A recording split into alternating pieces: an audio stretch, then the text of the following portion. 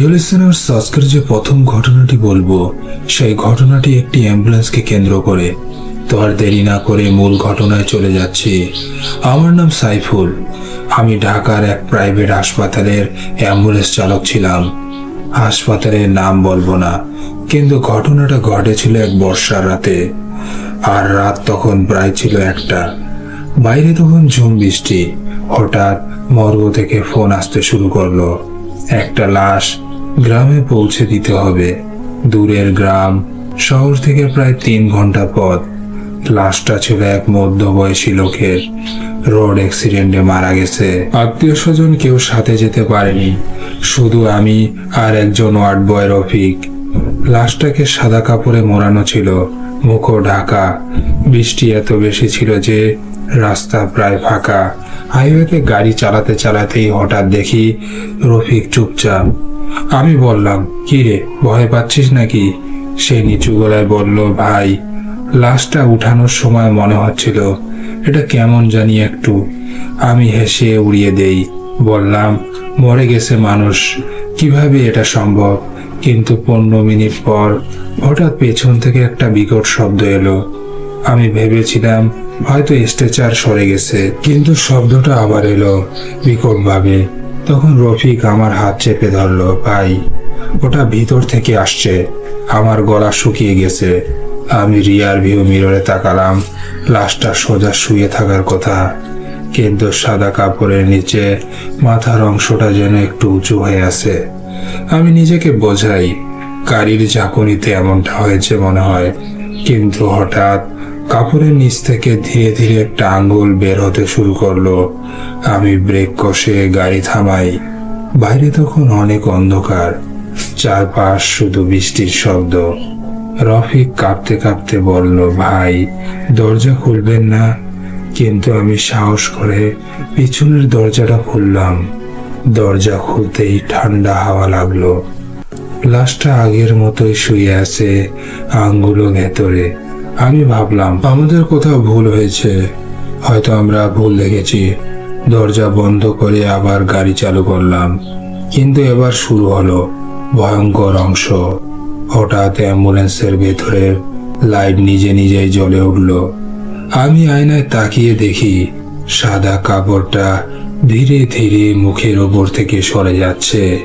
লোকটার চোখ পুরোটাই খোলা, চোখ দুটো একদম সোজা আমার দিকে তাকিয়ে। আমি স্টিয়ারিং ধরে জমে গেলাম। রফিক হঠাৎ চিৎকার করে উঠল, ভাই, ও উঠে বসছে। আমি পেছনে তাকালাম। লাশটা তখন হাত বসা অবস্থায়, মুখের কোনায় রক্ত শুকনো। হঠাৎ সে ফিসফিস করে বলল, আমাকে নামাও। আমার হাত পা অবশ হয়ে গেল।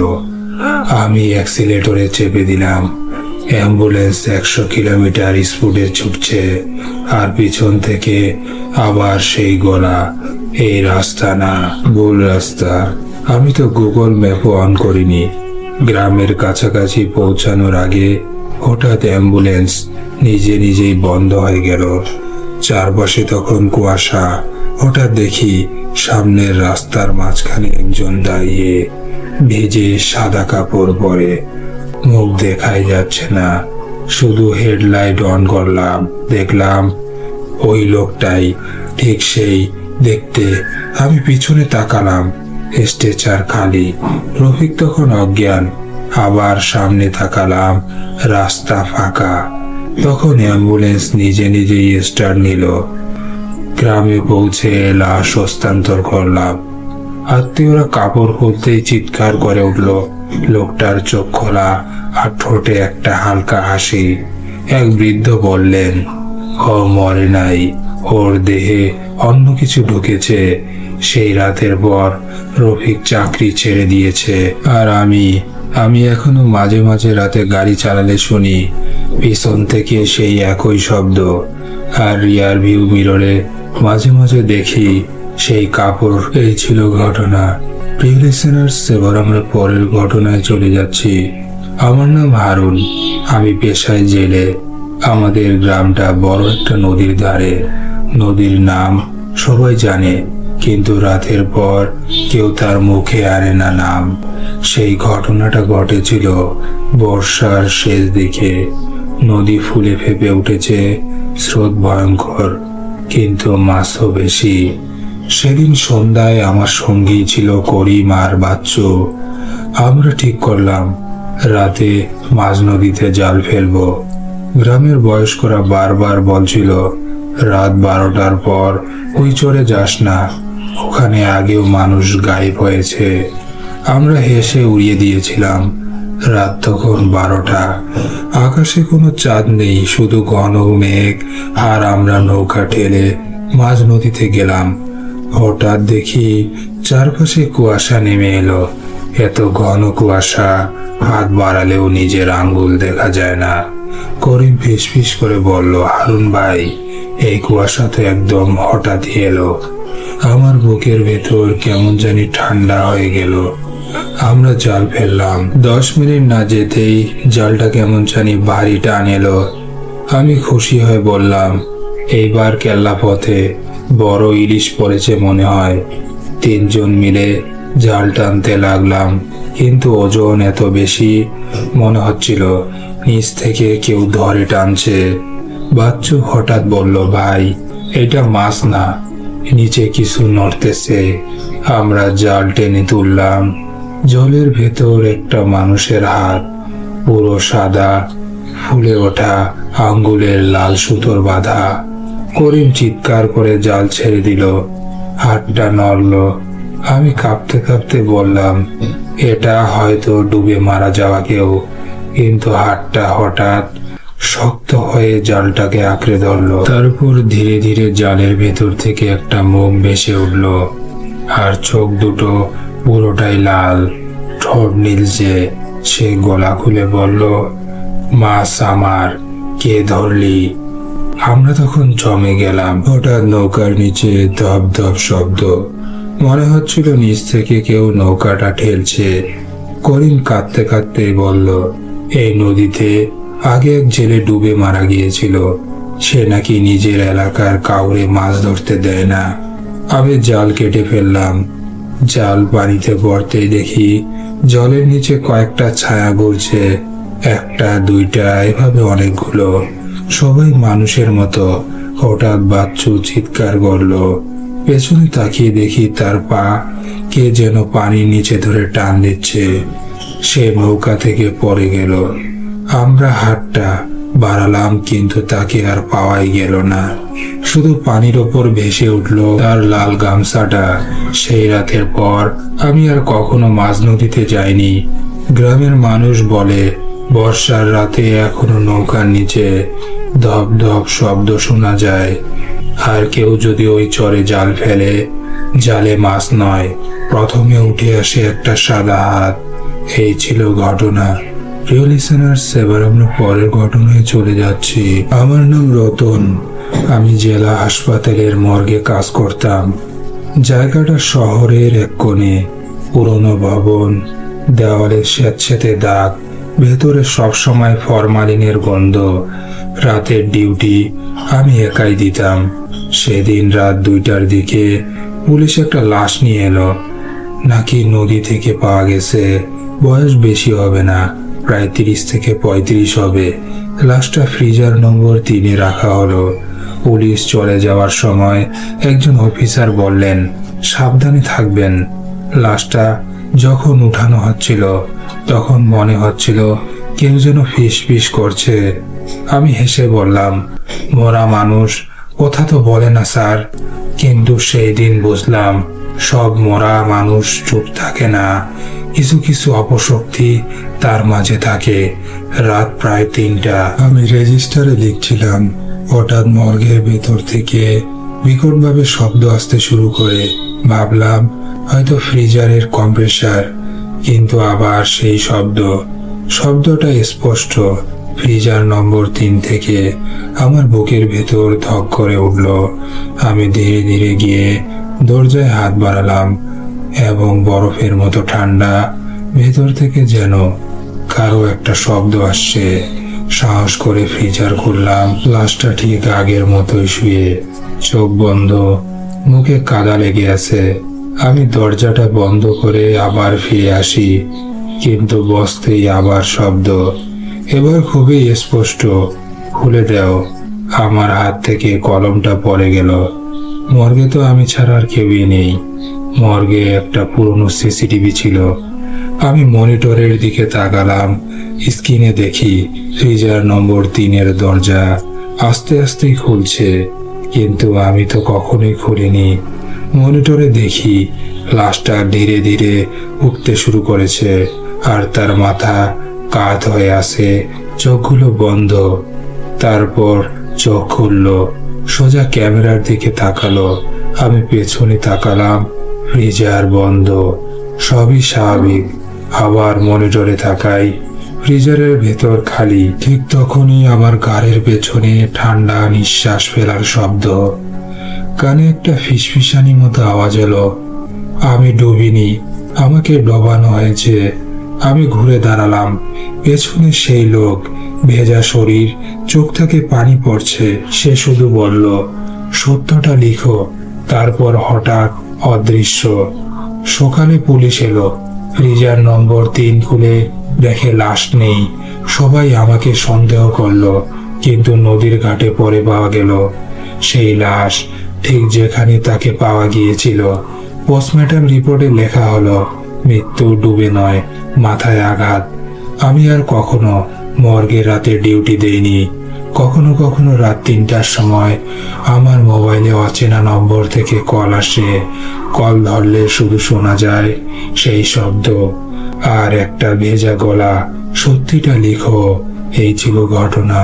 প্রিয় লিসেনার্স, এবার আমরা পরের ঘটনায় চলে যাচ্ছি। আমার নাম নীরব। আমি সৌদি আরবে 8 বছর ধরে কাজ করছি। নির্মাণ সাইটে শ্রমিক ছিলাম। আমার সঙ্গে থাকতো গ্রামের একজন ছেলে, নাম তার নাসির। নাসির খুবই চুপচাপ স্বভাবের। একদিন হঠাৎ খবর এলো সে কাজের সাইটে পরে মারা গেছে। কোম্পানি দ্রুত কাগজপত্র করে তার লাশ কফিনে ভরে দেশে পাঠিয়ে দিল। কিন্তু অদ্ভুত ব্যাপার, নাসিরের রুমমেটরা বলছিল মৃত্যুর আগের রাত সে বারবার বলছিল, আমি দেশে ফিরতে চাই না, আমাকে কেউ ডাকছে। আমরা ভেবেছিলাম চাপের কাজ, তাই এরকম করছে। কফিনটা ঢাকায় পৌঁছালো। পরিবারের অনুরোধে গ্রামের বাড়িতে নিয়ে যাওয়া হলো। গ্রামের নাম মানিকগঞ্জের এক প্রত্যন্ত এলাকা। চারপাশে শ্মশান আর পুরনো কবরস্থান। আমি তখন দেশে ছুটিতে ছিলাম, তাই নাসিরের জানাজায় গেলাম। কফিনটা অদ্ভুত ভারী ছিল। 4 জন মিলেও তুলতে কষ্ট হচ্ছিল। একজন বলল, ভিতরে যেন কিছু একটা নড়ছে। সবাই চুপ। নাসিরের মা তখন কাঁদতেই বলল, মুখটা একবার দেখি, কফিন খুলতে হবে। গ্রামের মুরব্বীরা একটু দ্বিধায় ছিল, কারণ বিদেশ থেকে আসা লাশ অনেক সময় না খোলাই ভালো। কিন্তু মায়ের কান্না থামছিল না। অবশেষে কফিনের ঢাকনাটা খোলা হলো। সবাই জমে গেল। ভেতরে নাসিরের লাশ আছে, কিন্তু মুখটা অন্যরকম। চোখ খোলা আর তার ঠোঁটে শুকনো রক্তের দাগ। তার মুখের কোণে হালকা হাসি। নাসিরের মা হঠাৎ করে চিৎকার দিয়ে পড়ে গেলেন। ঠিক তখনই কফিনের ভেতর থেকে একটা শব্দ। মনে হলো ভেতর থেকে কেউ কাঠে আঘাত করছে, কিন্তু ঢাকনা তো খোলা। সেই দিনই দাফন হলো। রাতে আমি নাসিরদের বাড়িতেই ছিলাম। হঠাৎ রাত 2টার দিকে বাইরের একটা দিক থেকে শব্দ আসতে শুরু করলো। কেউ যেন কাঠে আঘাত করছে, সেই শব্দ। আমি জানালা দিয়ে তাকালাম। দেখলাম নাসিরের সেখানের মাটি ফেটে উঠেছে। মাটি ধীরে ধীরে সরে যাচ্ছে। তারপর সাদা কাপড়ে মোড়া একটা দেহ উঠে দাঁড়ালো। সে ধীরে ধীরে বাড়ির দিকে হাঁটতে লাগলো। আমি দৌড়ে দরজাটা বন্ধ করলাম। দরজায় ধাক্কা, সেই বিকট শব্দ। তারপর নাসিরের গলা, কামাল, দরজাটা খোল। আমি তো দেশে ফিরতে চাইনি। আমার শরীর ঠান্ডা হয়ে গেল। হঠাৎ সবই শান্ত। ভোর হলে আমরা কবরস্থানে গেলাম। নাসিরের কবর ঠিকঠাক, কোনো চিহ্ন নেই, কিন্তু বাড়ির দরজায় হাতের কাদামাটির দাগ। আর দরজার নিচে পড়ে আছে একটা ছোট কাগজ।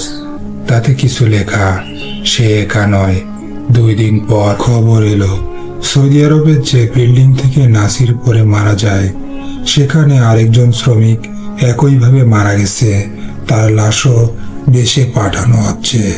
গ্রামের লোকজন বলছে বিদেশে কোনো পুরনো জায়গায় কাজ করছিল তারা, যেখানে আগে কোনো কবর ছিল, আর দেশে ফিরতে চাইতো না তারা। এই ছিল ঘটনা। প্রিয় লিসেনার্স, এবার আমরা পরের ঘটনায় চলে যাচ্ছি। আমার নাম জলিল। আমি পেশায় ট্রাক ড্রাইভার। চট্টগ্রাম থেকে ঢাকার পথে নিয়মিত মালামাল আনা নেওয়া করি।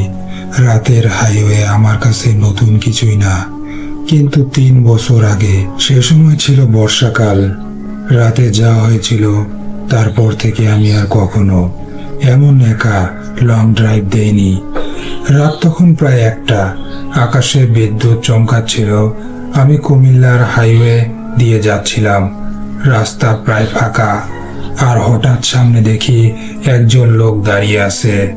সাদা পাঞ্জাবি, ভেজা শরীর, হাইওয়ের মাঝে দাঁড়িয়ে হাত তুলছে।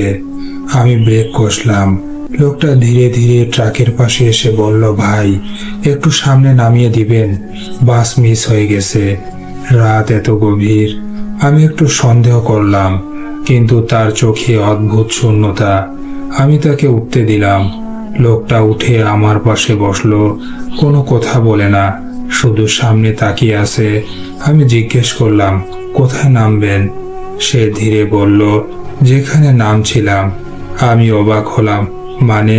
সে তখন চুপ। আমি রিয়ার ভিউ মিররে তাকালাম। পিছনের সিট ফাঁকা। আমি তো তাকে পাশে বসতে দেখেছি। পাশে তাকালাম, সে আছে। আবার আয়নায় তাকালাম, কেউ নেই। আমার শরীর ঠান্ডা হয়ে গেল। হঠাৎ সে বলল, ভাই, সামনে থামান।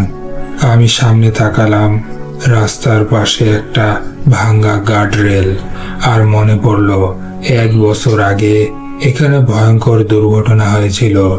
এক ট্রাক উল্টে একজন মারাও গিয়েছিল। আমি ধীরে ব্রেক করলাম। সে দরজা খুলে নামলো, কিন্তু দরজা তো আমি লক করে রেখেছিলাম।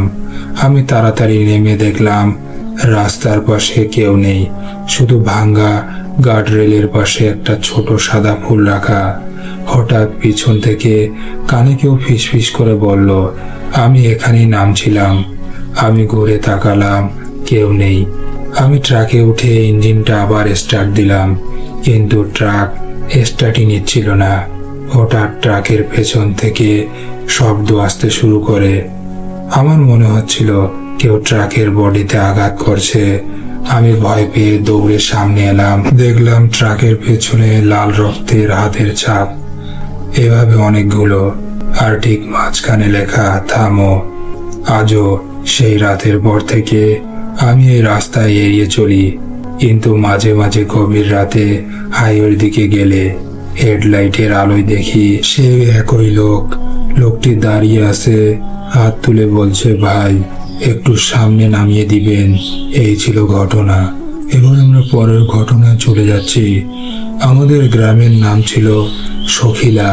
চারদিকে ধান ক্ষেত, কাঁচা রাস্তা, আর মাঝখানে একটা 100 বছরের পুরনো গাছ। সেটা ছিল বট গাছ। লোকজন বলে সন্ধ্যার পর ওই গাছের নিচে কেউ যায় না, কিন্তু আমরা তরুণরা এসবে বিশ্বাস করি না। আমি আর আমার এক বন্ধু, রজু এবং মিলন, 3 বন্ধু, একদিন ঠিক করলাম রাত 12টায় বট গাছের নিচে বসে আড্ডা দেব।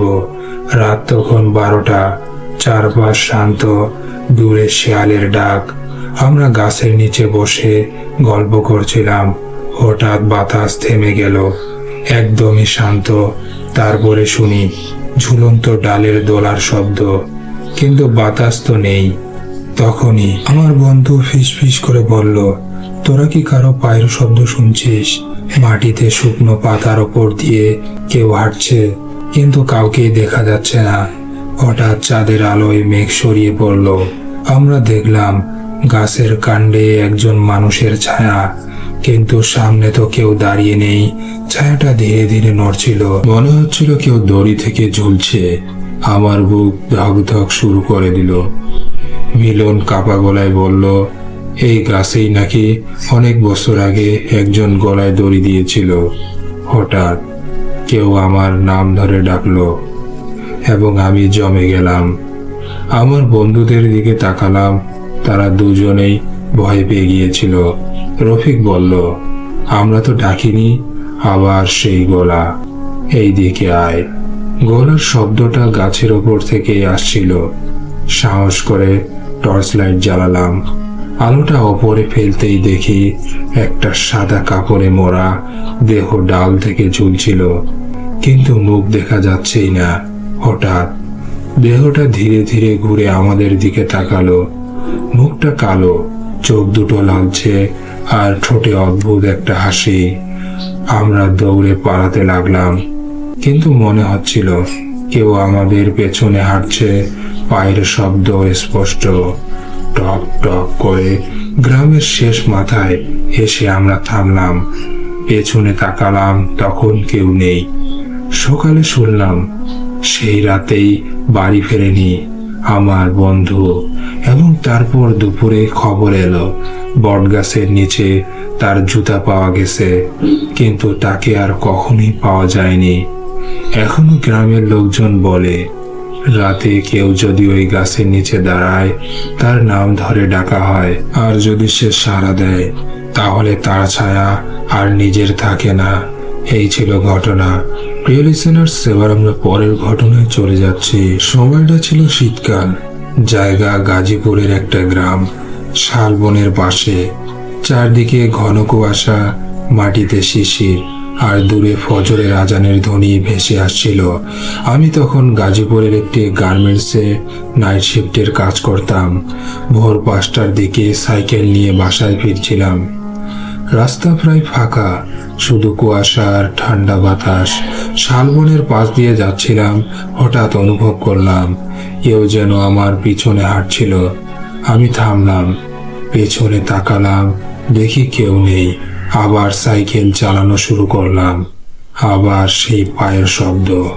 মনে হচ্ছিল ভেজা মাটিতে কেউ খালি পায়ে হাঁটছে। হঠাৎ কুয়াশার ভেতর থেকে একটা অবয়ব, একজন লোক দাঁড়িয়ে, তার পুরোটাই কালো কাপড়ে ঢাকা, মাথাটা নিচু করে। আমি ভেবেছিলাম হয়তো কোনো লোক হবে এটা, কিন্তু অদ্ভুত ব্যাপার, তার পা মাটিতে ছোঁই না, সে ভেসে আছে।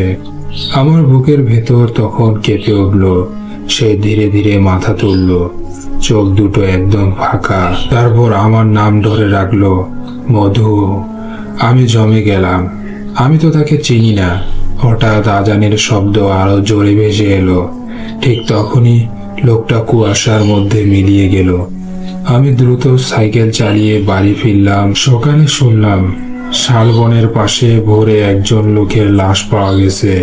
সেই একই রকম, মুখে আতঙ্কের ছাপ। লোকজন বলছে সে ভোরের আগে কারো ডাক শুনে বনের দিকে যায়, আর ফেরেনি। আজও গাজীপুরের ওই শালবনের পাশে ভোরের কুয়াশায় মাঝে মাঝে একজনকে দাঁড়িয়ে থাকতে দেখা যায়। সে নাকি পথচারীদের নাম ধরে ডাকে। যদি কেউ সাড়া দেয়, সে আর ভোরের আলো দেখতে পায় না। এই ছিল ঘটনা। প্রিয় লিসেনার্স, এবার আমরা পরের ঘটনায় চলে যাচ্ছি। লোকটার নাম হেলাল। গাজীপুরের টঙ্গী এলাকার বাসিন্দা সে। পেশায় ট্রাক ড্রাইভার। চট্টগ্রাম থেকে মাল নিয়ে ঢাকায়, সেখান থেকে গাজীপুর হয়ে ময়মনসিংহের এই রোডে নিয়মিত যাতায়াত তার।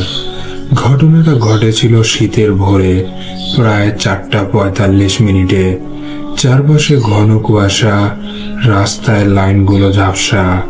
গাজীপুরের বাইপাস তখন প্রায় ফাঁকা। হেলাল বলতো, ওই ভোরের কুয়াশা আলাদা রকম, মনে হয় কিছু লুকাইয়া রাখে। হেলাল ট্রাক চালিয়ে একটা বাগানের পাশ দিয়ে যাচ্ছিল। সেটা ছিল বন মতো। হঠাৎ হেডলাইটের আলোয় দেখলো একজন লোক রাস্তার মাঝখানে দাঁড়িয়ে, লাল গামছা কাঁধে, ময়লা শার্ট, মাথা একেবারে নিচু। হেলাল হর্ন দিল। লোকটা নড়লই না। ব্রেক কষে ট্রাক থামালো। সে ভাবলো হয়তো মানসিকভাবে অসুস্থ কেউ। হেলাল দরজা খুলে চিৎকার করলো, এই ভাই সরে যান। লোকটা ধীরে মাথা তুলল। চোখ নেই, চোখের জায়গায় ফাঁকা কালো গর্ত। হেলাল ভয়ে চোখ বন্ধ করলো 1 সেকেন্ডের জন্য। আবার চোখ খুলে দেখে রাস্তা তখন ফাঁকা, কেউ নেই। সে ভাবলো কুয়াশার কারণে ভুল দেখেছে, কিন্তু ঠিক তখনই ট্রাকের পেছনে ভারী কিছু ওঠার শব্দ, ধপ করে আওয়াজ হলো। মনে হলো কেউ ট্রাকের পেছনে উঠে পড়েছে এবং হেলাল রিয়াল ভিউ মিররে তাকালো। কুয়াশার মধ্যে ট্রাকের পেছনে দাঁড়িয়ে আছে সেই লোক, লাল গামছা উড়ছিল। সে ধীরে ধীরে ট্রাকের লরির ভেতরে ঢুকে গেল এবং হেলালের হাত তখন কাঁপতে লাগলো। হেলাল পরে জানতে পারে 1 বছর আগে ওই জায়গায় এক লোক ট্রাকের ধাক্কায় মারা যায়। লোকটার কাঁধে ছিল লাল গামছা, গামছাটা তখন উড়ছিল। সে ধীরে ধীরে ট্রাকের ভিতরে ঢুকে গেল। হেলালের হাত কাঁপতে শুরু করলো। হেলাল পরে জানতে পারে 1 বছর আগে ওই জায়গায় এক লোক ট্রাকের ধাক্কায় মারা গিয়েছিল। লোকটার কাঁধে ছিল লাল গামছা। মৃত্যুর পর থেকে ভোরের কুয়াশায় তাকে দেখা যায়। সেটা আসলে মানুষ না অন্য কিছু, কারণ মৃত মানুষ কখনো ফেরত আসে না। হেলাল ট্রাক থামিয়ে নামলো। পেছনে গিয়ে দেখে ট্রাকের বডিতে কাদামাটির হাতের ছাপ আর লাল গামছায় একটা ছেঁড়া অংশ কেটে আছে, কিন্তু চারপাশে কেউ নেই। হঠাৎ কানে ভেসে এলো, আমি এখনো রাস্তা পার হইনি। এবং হেলাল এখনো ট্রাক চালায় আজও, কিন্তু ভোরের আগে গাজীপুর বাইপাস দিয়ে যায় না, কারণ সে জানে কুয়াশা নামলে মাঝ রাস্তায় একজন দাঁড়িয়ে থাকে, লাল গামছা তার কাঁধে, চোখ ছাড়া মুখ নিয়ে। আর যদি কেউ হর্ন দেয়, সে ট্রাকে উঠে পড়ে। এই ছিল ঘটনা। প্রিয় লিসেনার্স, এবার আমরা পরের ঘটনায় চলে যাচ্ছি। আমাদের গ্রামের নাম চরখোলা। চারদিকে নদী আর মাঝখানে পুরনো একটা শ্মশান ঘাট। 10 বছর পর গ্রামে ফিরছিল রশিদ। সে মালয়েশিয়ায় কাজ করত। গ্রামের সবাই ভাবত ছেলেটা অনেক টাকা বানিয়েছে, কিন্তু যেদিন সে ফিরল সেদিন থেকে অদ্ভুত কিছু শুরু হলো। রশিদকে দেখে মনে হচ্ছিল সে আগের মতো আর নেই। চোখের নিচে কালি, মুখে অদ্ভুত চুপচাপ ভাব। তার মা বললেন, বাবা এত শুকাইছিস কেন? তখনই রশিদ শুধু বলল, মা ওই জায়গাটা ভালো না। আর কিছুই বলল না। প্রথম রাতে গ্রামে তার ফেরা উপলক্ষে ছোট দাওয়াত হলো। সবাই গল্প করছে, হাসছে, কিন্তু রশিদ বারবারই বাইরে তাকাচ্ছে। আমি তাকে জিজ্ঞেস করলাম কি হয়েছে। সে নিচু গলায় বলল, ওরা আমার সাথে আসছে। আমরা ভেবেছিলাম বিদেশে কষ্টে মাথা খারাপ হয়ে গেছে। রাতে সে নিজের ঘরে ঘুমাতে গেল। রাত 2টার দিকে তার মায়ের চিৎকার, রশিদ দরজা খোল। দরজার ভেতর থেকে শব্দ আসছে বিকট ভাবে, যেন কেউ দেওয়ালে মাথা ঠুকছে। ভোরে দরজা ভাঙা হলো। রশিদ মেঝেতে পড়ে আছে, চোখ খোলা, মুখে শুধু ফিসফিস। ওরা নদীর ধারে দাঁড়িয়ে আছে। আমরা সবাই দৌড়ে নদীর ঘাটে গেলাম। কুয়াশার মধ্যে কয়েকটা ছায়া দাঁড়িয়ে, মনে হচ্ছিল মানুষ, কিন্তু পা মাটিতে নেই। এক পলক দেখেই মিলিয়ে গেল। বিদেশের রহস্যে রশিদ ধীরে ধীরে বলতে শুরু করলো, মালয়েশিয়ায় তারা এক পুরনো বিল্ডিং ভেঙে নতুন কাজ শুরু করেছিল। লোকজন বলতো ওই জায়গাটা আগে একটা শ্মশান ঘাট ছিল। এক রাতে তারা 3জন শ্রমিক নিচতলায় আটকা পড়ে। পরদিন 2জনের লাশ পাওয়া যায়। রশিদ একাই বেঁচে ফিরেছিল, কিন্তু সে বলল, আমি একা ফিরি নাই। সেই রাতের পর থেকে গ্রামে অদ্ভুত ঘটনা শুরু হলো। মাঝরাতে মাটি ফেটে উঠছে, কেউ যেন হাঁটছে। একদিন ইমাম সাহেব বললেন, রশিদ সাথে কিছু এসেছে। রশিদ তখন প্রায় অসুস্থ। চোখ বন্ধ করে শুধু ফিসফিস করে বলছিল, ওরা আমাকে নিতে আসছে। শেষ রাতে এক ঝড়ের রশিদ হঠাৎ ঘর থেকে বেরিয়ে যায়। তার মা কাঁদতে কাঁদতেই আমাদের ডাক দেন। আমরা সবাই টর্চ নিয়ে খুঁজতে বের হই। শ্মশান ঘাটের কাছে গিয়ে দেখি রশিদ মাটির ওপর দাঁড়িয়ে, তার সামনে তিনটা ছায়া। তারা ধীরে ধীরে রশিদের চারপাশে ঘুরছে। রশিদ আমাদের দিকে তাকিয়ে বলল, আমি তো ওদের ছেড়ে পালিয়েছিলাম। হঠাৎ ঝড় শব্দ বাড়ল এবং টর্চগুলো নিভে গেল। এক মুহূর্তে অন্ধকার। আবার আলো জ্বলতেই রশিদ নেই, শুধু মাটিতে তার স্যান্ডেল। পরদিন গ্রামের নদীর চরে একটা গর্ত পাওয়া গেল। গর্তের ভেতর রশিদের পাসপোর্ট আর একটা কাগজ, তাতে লেখা ঋণ পরিশোধ হলো। আজও গ্রামের মানুষ বলে, যদি কোনো প্রবাসী অনেক বছর পর হঠাৎ চুপচাপ হয়ে ফিরে আসে আর মাঝরাতে নদীর দিকে তাকিয়ে থাকে, তাহলে বুঝতে হবে সে একা ফেরেনি। এই ছিল ঘটনা। প্রিয় লিসেনার্স, আশা করি আপনাদের ঘটনাগুলো অনেক ভালো লেগেছে। এরপরে আরো ভয়ঙ্কর ঘটনা আনবো যা আপনাদের হৃদয়ে কাঁপিয়ে তুলবে। তাই আমাদের চ্যানেলটি সাবস্ক্রাইব করে বেল নোটিফিকেশন অন করে পাশে থাকবেন। আশা করি আপনাদের সুন্দর ঘটনা উপহার দেব। আপনারা কোন ধরনের ঘটনা শুনতে পছন্দ করেন অবশ্যই কমেন্ট বক্সে বলে যাবেন। আমি সেই রকম ঘটনা বলার চেষ্টা করব। আজ এই বলে বিদায় নিচ্ছি। আপনারা ভালো থাকবেন, সুস্থ থাকবেন।